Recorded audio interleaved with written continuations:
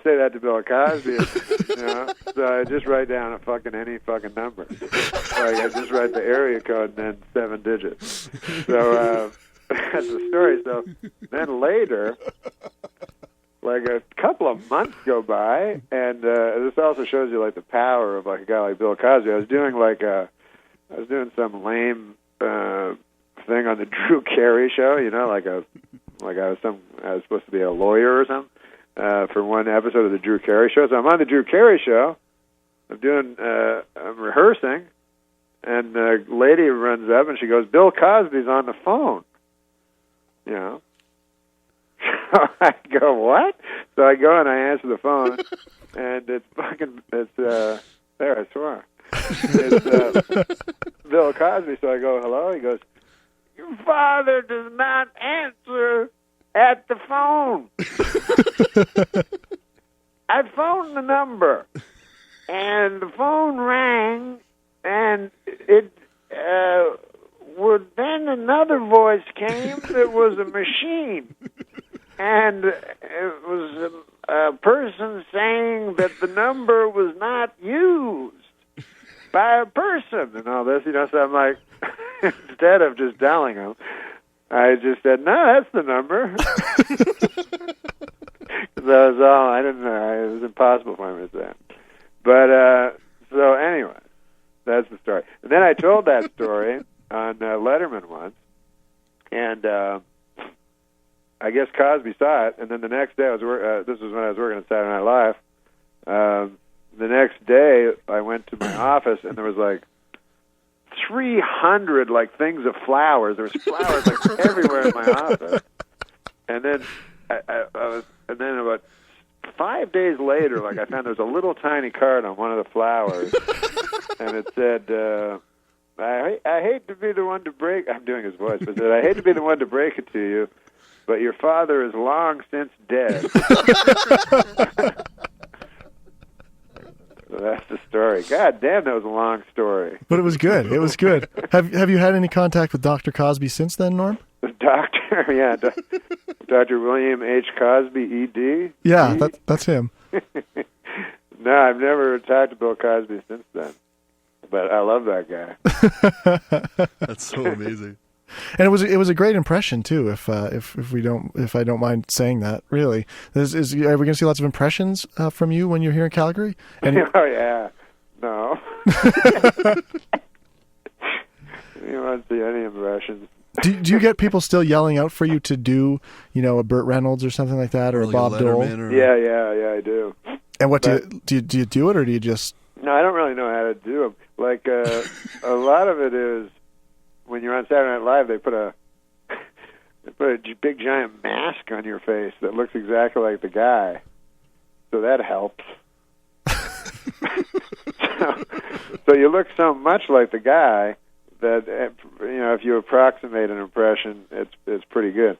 But like I'm not like Darrell Hammond or those guys. Like a lot of the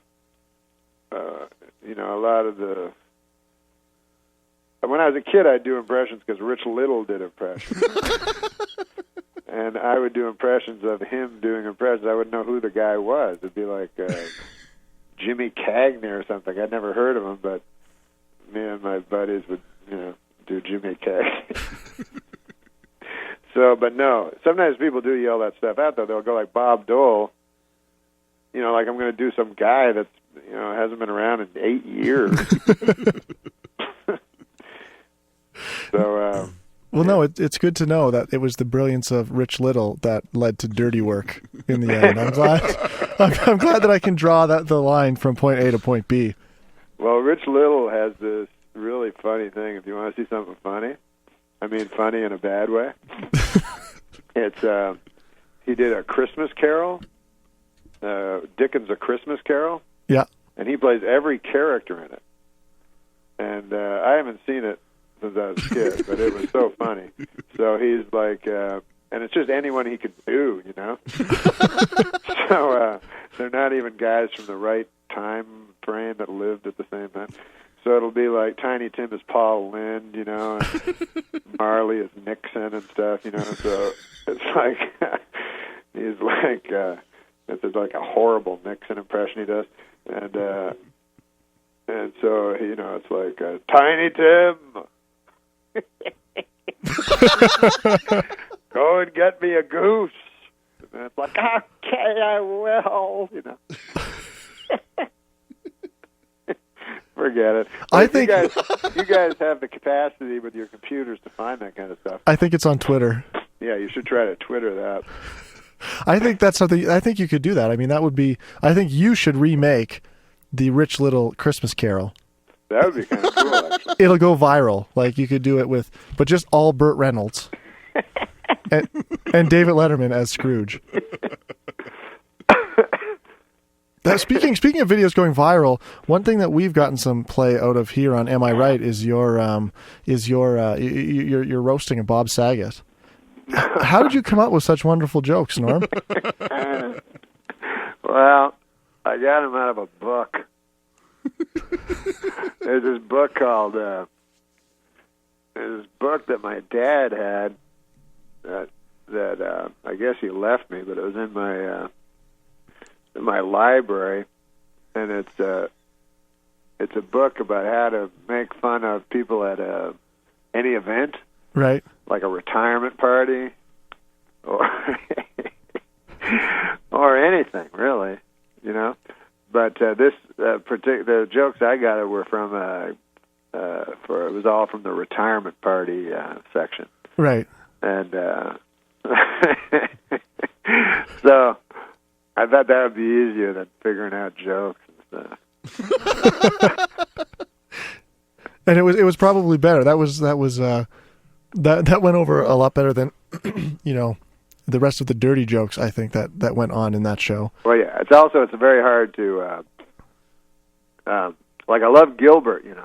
Gilbert Gottfried. Mm-hmm. He's one of my favorite comedians, and I knew I couldn't be anywhere close to as funny as him with dirty jokes. So I didn't want to do dirty jokes. So I had to think of a lateral move. But I didn't even want to do it, but Saget was my buddy, so I said I'd do it for him. He kept phoning me every goddamn day. Was it because he knew that you would just go easy on him with those dusty old jokes? Is that what it was? No, I think he was in trouble getting guys. In the old days, the Dean Martin roast and stuff, it would be giant stars, on those things.